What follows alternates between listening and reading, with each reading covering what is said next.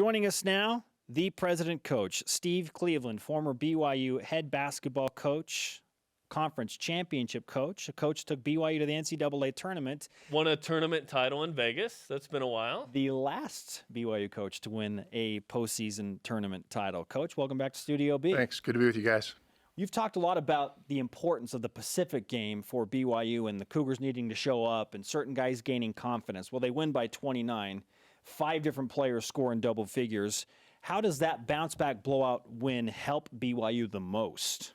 Well, confidence is always critical. I'll take a real different perspective than maybe you've not thought about.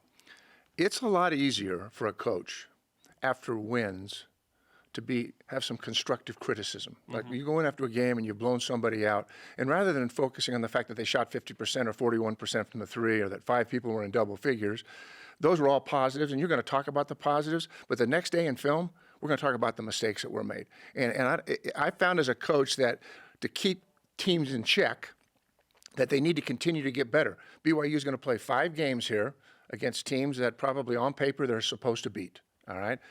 What stops that from happening if they get to a point where they're satisfied? And I think a win like that, I take a couple things from that game. One, I thought the post defense, even though UOP could not make a basket, I thought it was really soft. I thought that they played behind, they got them get as deep as they wanted, and UOP didn't make them pay for it, but I thought that was something that BYU could have been better at, or it may have been something to do with rebounding, or something that Coach Rose and his staff saw.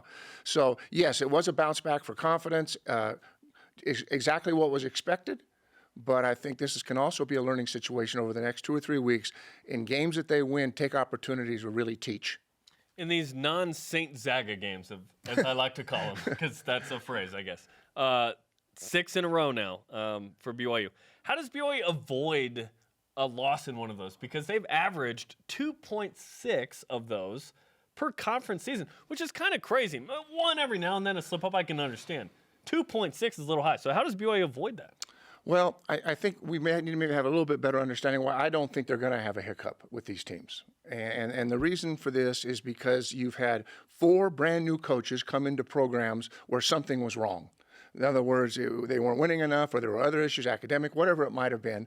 And then 2 years ago, San Diego. So if you look at UOP, who beat BYU here last year, the University of San Diego, who's always been tough on their floor, and you look at Santa Clara, new coach, Portland, new coach, you realize that there's a transition. I would call it the rebuilding of the WCC. Yeah, not to mention San Francisco that's coming in on Thursday. Exactly, with Kyle Smith. Coaches in the league? So you're looking at new coaches, new circumstances. They're getting used to the league. I don't think there's ever been a time. Well, this is probably the weakest the bottom half of the league has ever been. Not because there aren't good coaches there or there aren't players trying to do their best. It's just the transition time. And so I would think that in this setting, not that you're going to overlook anyone, but if there's ever a time that BYU would run the table with the bottom half of this league, this would be the year they do it. Steve Cleveland with us on BYU Sports Nation, talking about the Pacific game, looking ahead to San Francisco, and also projecting what BYU will do against the top part of the conference. We'll get to that in just a moment, but we have to talk about Eli Bryant and his resurgence and specifically that performance against Pacific. What does a healthy Elijah Bryant really mean for BYU the rest of the season? If you go back a year ago, and from the conversations that I've had with coaches and players and fans that have seen Elijah Bryant, I think there was an expectation that he would be one of the starting guards, if not the point guard. And I think that was where his primary position was going to be. Watching him in practice early on, when I first got home, you could see that there was great potential there. Then he gets hurt, and he comes back. Here's what I think that he brings to this team. Number one, he has the ability to defend. He's strong, he's physical. Number 2, he has the ability to penetrate and attack the rim, take a hit, and finish around the basket. He's big enough to make passes into the post, which is helpful against teams that are very good defensively. And it allows BYU to have another guard on the floor that is kind of a triple threat. I love the idea that Elijah Bryant, Mark Bigelow, Travis Hansen, we had some 3 men. I like him at the 3 as well. I like him posting up. And Coach Rose has a variety of offensive sets and things that they can do to put him in a position where he can post up from 5-6 feet and have an advantage, take the hit, get to the free throw line, and it's just another post player where you have 2 really good ones already. So I like the other fact is that when you play Elijah, with LJ and with TJ and Nick, you can go 4 out, 1 in. And when you go for it, when this team goes 4 out, 1 in, they are really hard to guard, especially when you put TJ when he gets to the top of the key and he can get into the paint, find wings, he can find post players who are relocating. They can dribble out, take Mika up and set high post screens and throw the ball in to Elijah there. It gives them many more opportunities offensively, and I know it's really going to help him defensively because he can rebound. I think that he's best suited at this point with this group at this time to come off the bench. Do you think that he should stay on the bench? You know, I think that's a coaching decision, and I think they'll make that decision, whatever they feel is best for the team, but I don't think it matters. You know, and I think if they feel like they have chemistry and they got good things going with LJ starting, start him. LJ is going to be just as important a part of this team as he would be if, he wasn't starting. But the other thing, you got a little more accountability here. You got another really good player. So when someone maybe isn't defending as they might, maybe someone took a bad shot or maybe someone seems tired, now with that rotation of 4 really solid players, and you still got Bayo coming off the bench. He's had extended minutes and he's had his moments, but it's probably going to be those 4 guards that are going to take most of the minutes. And when somebody is tired or is not doing the things they need to do, you can get them out of the game, sit them down, talk to them, and say, this needs to be better. And right now, up to this point, they really haven't had that opportunity to, during a game time, really have that kind of accountability. So I love Elijah Bryant in this position. I think in that St. Mary's game, he came out firing. He was just so excited to play that he got 12 shots up. In like 19 minutes. 19 minutes. But he is going to bring something to this team that they've been missing, and that's some toughness, some defense, and another penetrator, and somebody that can actually post down low. So they don't have a guard that can do that. Does BYU need bench scoring? Because right now that could come from Elijah Bryant. I guess that's the reason I'm like, hey, keep him on the bench, just because you need someone to come in to score. I think so. I think you have that. I think St. Mary's playing 6 people. You look at most teams, the rotation gets really small. It's 6 to 7 that are going to play in meaningful games. And when the games are getting away from it, everybody gets to play. So I do kind of like that idea. But either way, it's going to make BYU better. Steve Cleveland with us in Studio B on BYU Sports Nation. There are 6 games against teams not named St. Mary's and Gonzaga, and 23 days between now and the time that BYU will match up with Gonzaga of the said St. Zaga. What is the biggest improvement that BYU needs to make in order to compete with the Zags in early February? I'd focus on 3 things. We'll start with defense, all right? And I think Elijah is going to help here because it's another body that can get into people and defend.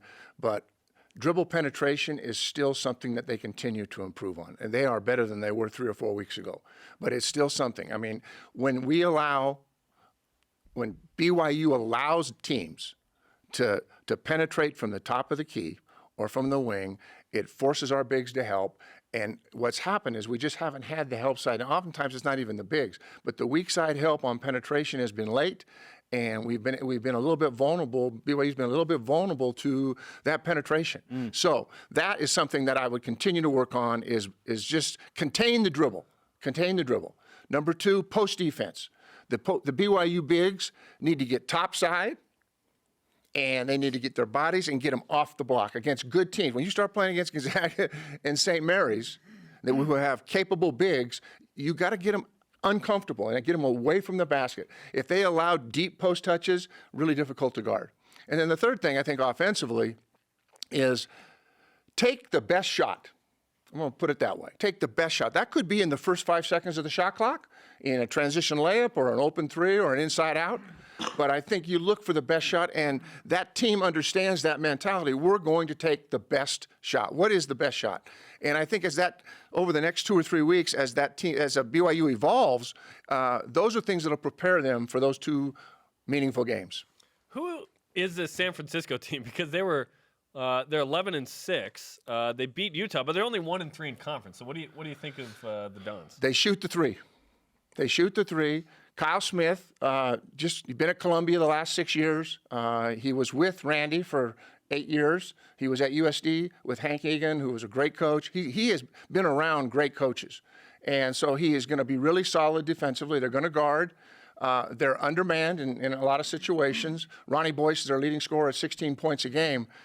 But they love to shoot the three. And when they hit and when they're knocking threes down, they're going to be pretty formidable. But again, they're in that same situation that we talked about.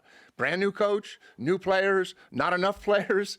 San Francisco, BYU has always shot the ball well at USF. It's always been an up and down game.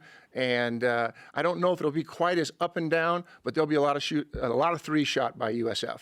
I wish all of you could see the high level of preparation, and of course, you see the execution from President Coach Steve Cleveland. But the notes on the desk, you bring it every week. It's every day is game day for President Coach Cleveland. Okay. You know what? I don't know that I've been as excited off my mission as I was sitting at St. Mary's. I was literally sitting next to Tim Lacombe on the bench, where I was doing some radio, and I thought, okay, it doesn't get any better than this. If I can't be coaching and I can't be playing, then let me be broadcasting. Absolutely. And, you're telling us, man. It's all good. It's all good. Absolutely. Thank you for the time that you bring to us and in Studio B. We really appreciate it. Thanks. Good to be with you guys. All right, the President Coach, probably the best dressed in Studio B as well.